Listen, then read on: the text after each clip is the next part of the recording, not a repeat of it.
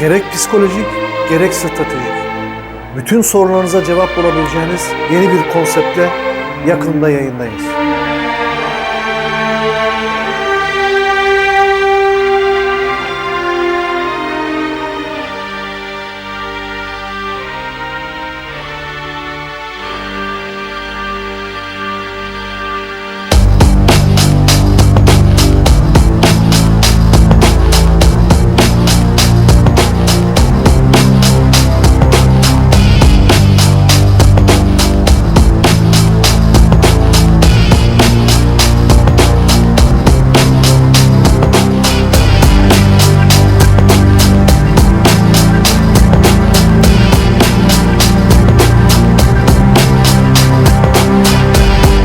Disiplin, istikamet, kararlılık, sabırla bilardonuzu en üst düzeye taşımak adına benimle çılgın bir yolculuğa çıkmak istiyorsanız kanalıma abone olmayı unutmayın.